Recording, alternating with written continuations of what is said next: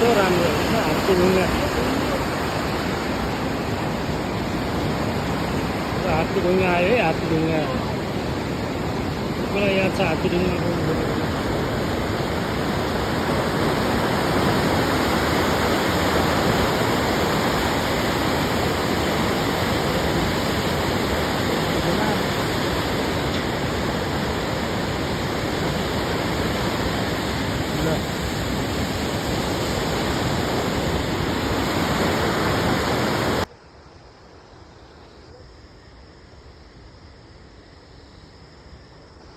यस्तो छ हालत लामो गएर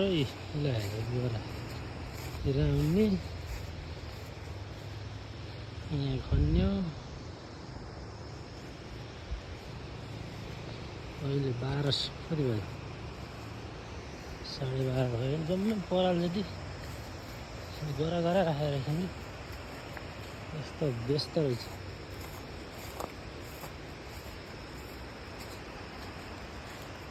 के दिन थियो के दिन आएको ठै भरा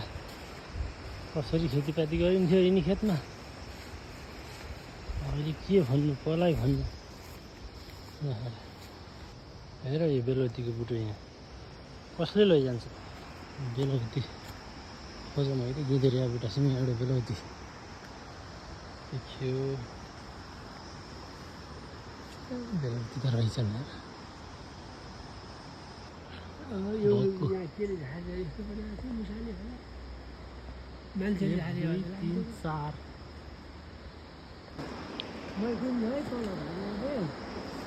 काटे काटे लगाएको यहाँ त गोचमा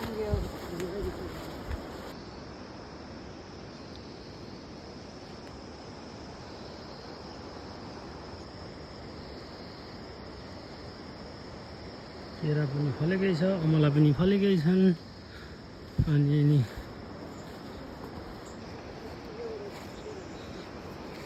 एउटा यताको केरा पनि काटेछ अब खानी हुन लाग्यो बाँदर आएर अचल पनि त काँचो केरा पनि खाइँदैछ अगाडि त खान नपाएपछि